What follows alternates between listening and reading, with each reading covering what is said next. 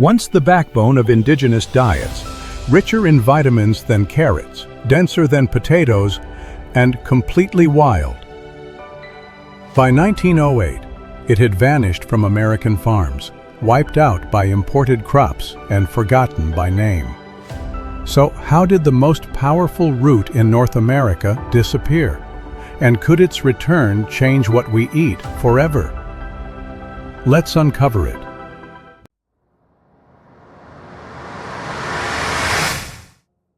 This is the American groundnut, and the American groundnut has no relation to the peanut. Before carrots ruled the dinner table, another root fed whole nations. It grew wild, never needed watering, and carried enough protein to replace meat. Its name was Apios americana, the American groundnut. Today, hardly anyone knows it existed, yet 4 centuries ago, it was one of the most valuable foods in North America. In 1605, French explorer Samuel de Champlain arrived on the coast of Maine and met the Wampanoag. They offered him a bowl of roasted brown tubers, soft as chestnuts, and sweet like hazelnut. He took one bite and wrote in his journal, "A root better than any potato."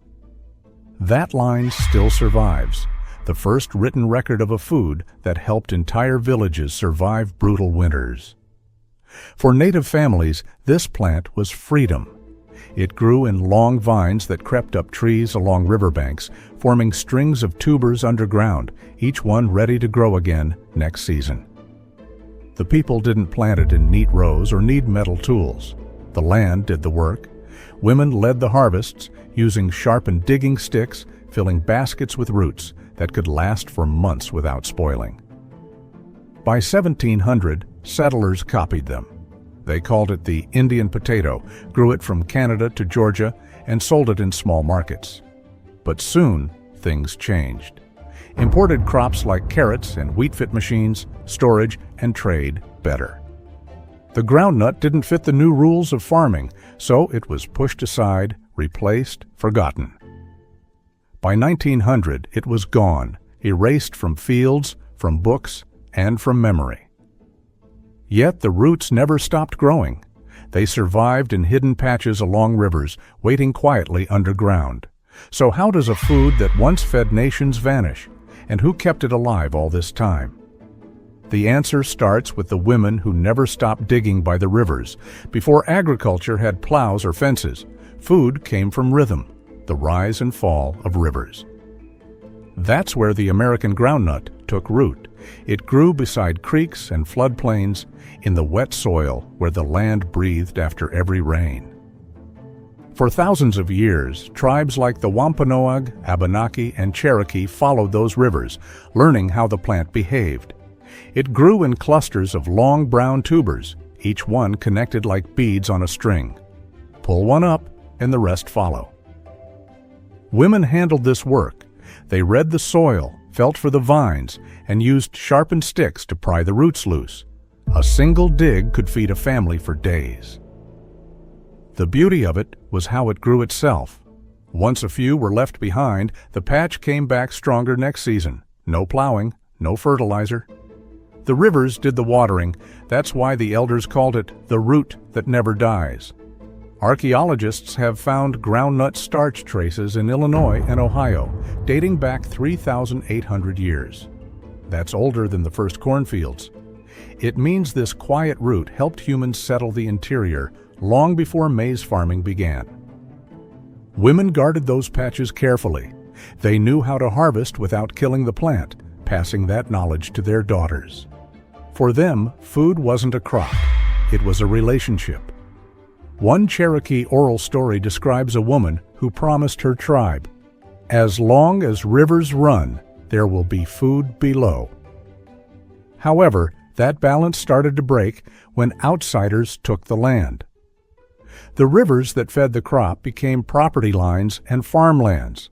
So what happens when a food raised by women and rivers gets forced into the dry logic of industry? The next part of the story begins where survival turned into an empire. Long before corn shaped the Americas, another food laid the groundwork for survival.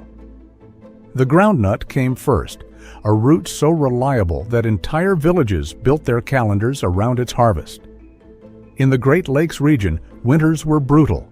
Snow sealed the land, hunting failed, and rivers froze solid. But families dug deep into the frozen ground and pulled out what they called winter beans. Each root was packed with protein, a complete protein, rare in plants. That single fact made the groundnut different from anything else. While maize needed sunlight and months of care, this crop asked for patience and shade. It grew quietly under trees, spreading through roots instead of seeds. Some patches lasted for generations. The Iroquois Confederacy, the Ojibwe, and Mississippian tribes relied on it to survive long cold stretches when other crops failed. French explorers arriving in the 1600s were shocked. They called it haricot de terre, the earth bean. To them, it tasted like a cross between a chestnut and a potato. They noticed something else too. Villages that grew groundnut had permanent homes, longhouses, even trade systems built around it.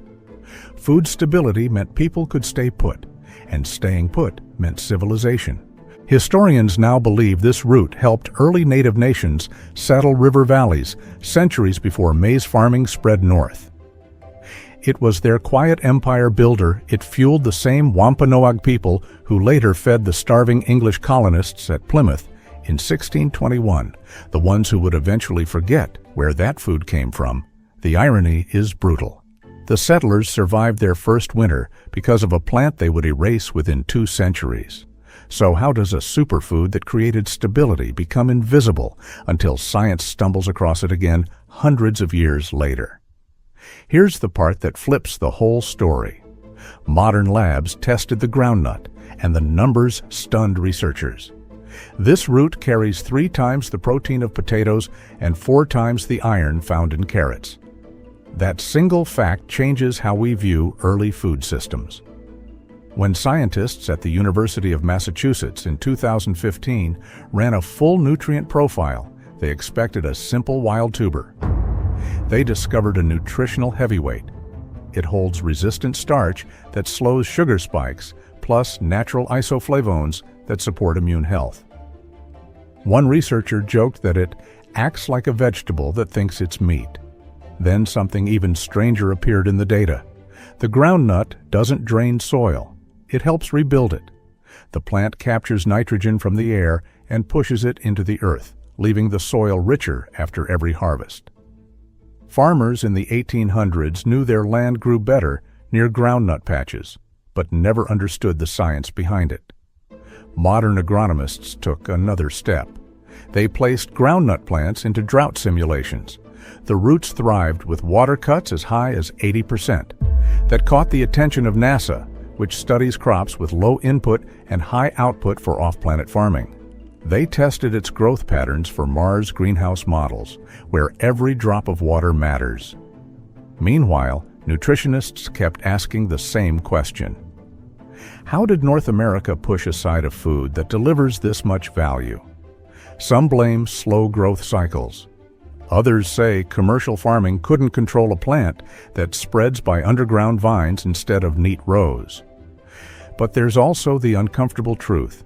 Changing diets came with cultural erasure, and that leads to a bigger puzzle.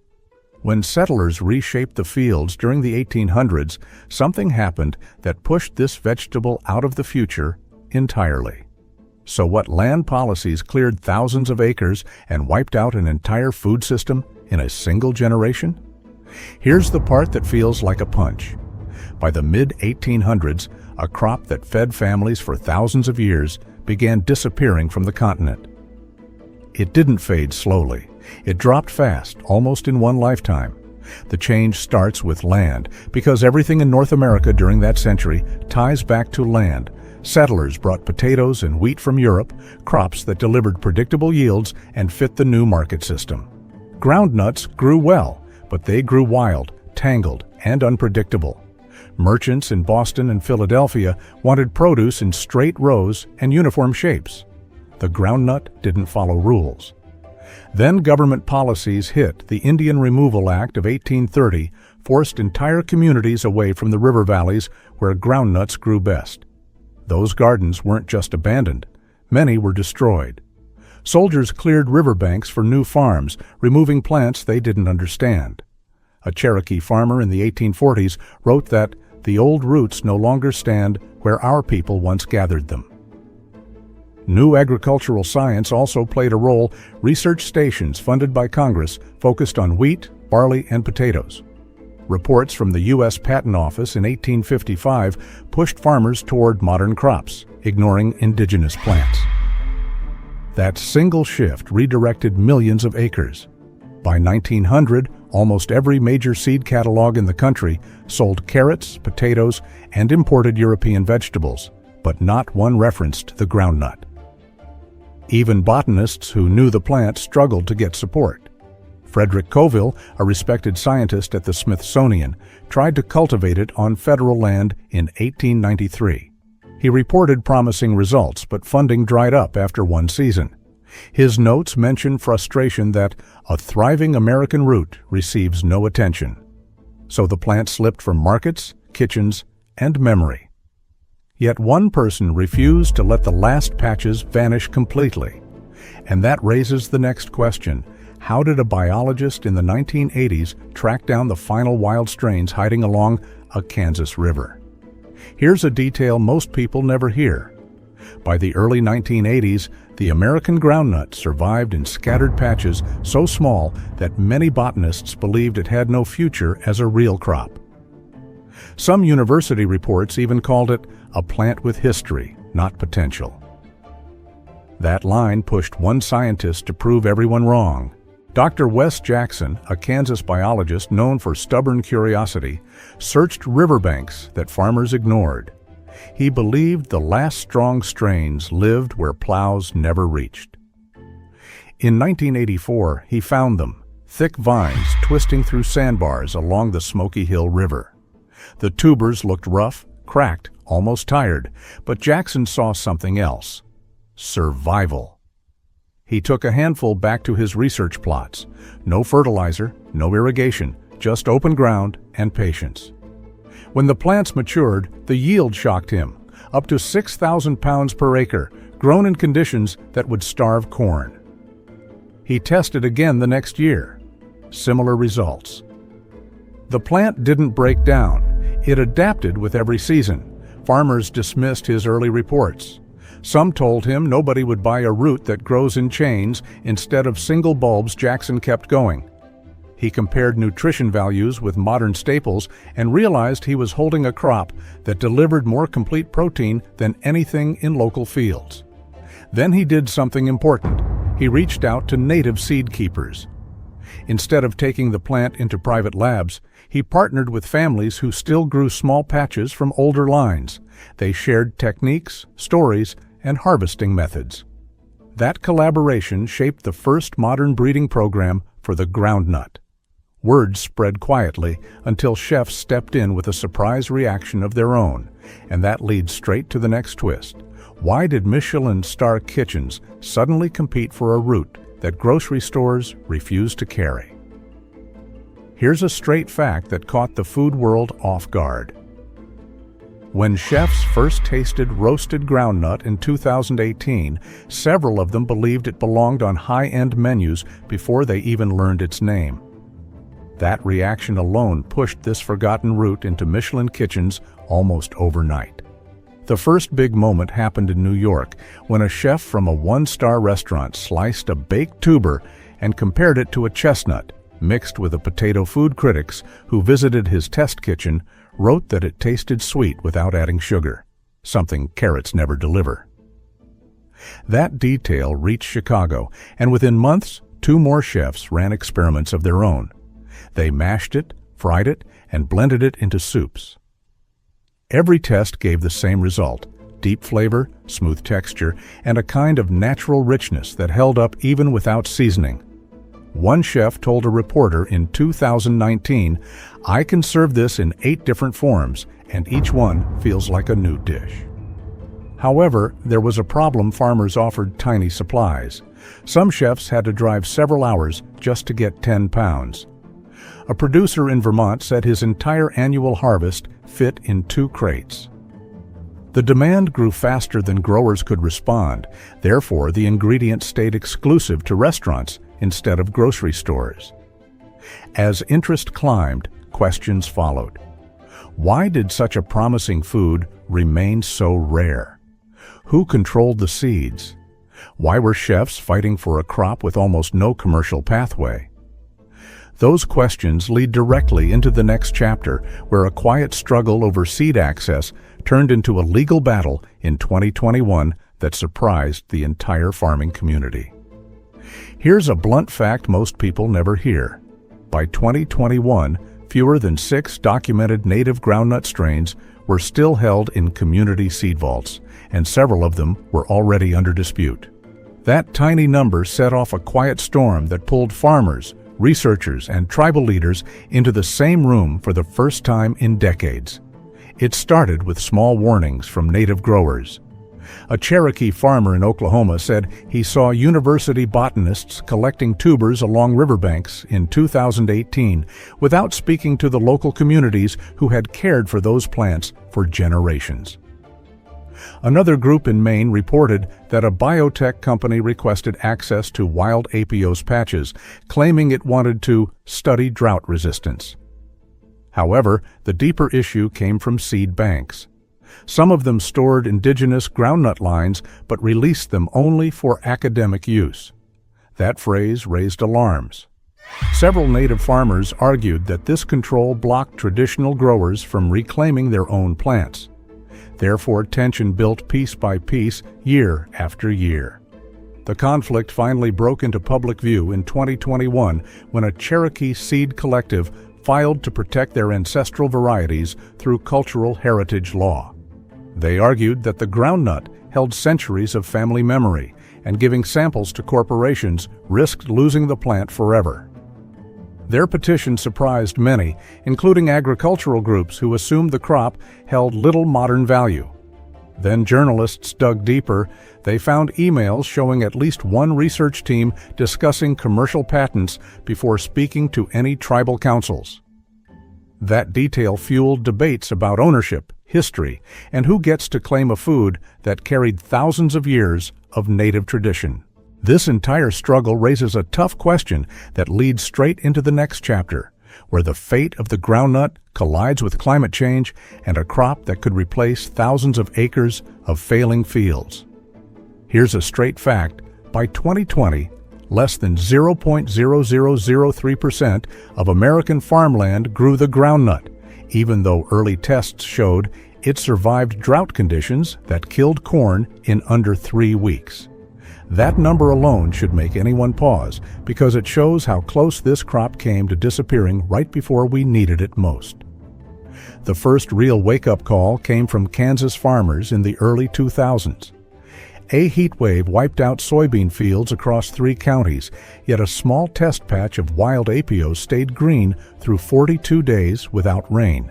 Therefore, researchers started paying attention. Then climate scientists stepped in. They found that groundnut roots run far deeper than potatoes or carrots, pulling moisture from soil pockets. Other crops never reach.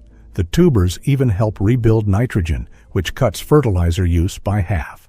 So it fits the new farming challenges better than the crops Americans rely on today. However, big agriculture didn't shift. Corn subsidies stayed high, wheat contracts stayed locked, and no major seed company wanted to invest in a plant that grew slowly and didn't fit their machinery. That resistance pushed the groundnut back into obscurity, just as climate change pushed farmers to search for new answers. Still, small growers kept the plant alive. In 2019, a test farm in New Hampshire recorded yields of 5,800 pounds per acre with 0 irrigation. A Canadian study that same year said Apios could grow in zones where potatoes failed due to early frosts. So the question rises again. If a root like this can survive heat, cold, drought, and low-nutrient soil, what stopped it from becoming the star crop of a warming world? That leads straight into the final chapter, where the oldest seed lines return and a forgotten root sparks a fight over tradition, profit, and who gets to plant the future. Here's a real number that sets the stage. In 2010, researchers counted fewer than 40 known wild patches of groundnut left in the entire Northeast. That's how close this vegetable came to slipping out of living memory. Yet the comeback didn't start in a lab or a conference room. It started with people who refused to let a root vanish. The first wave came from native farmers in Oklahoma and Maine. They reached back to family stories, seed bundles, and even old trading routes.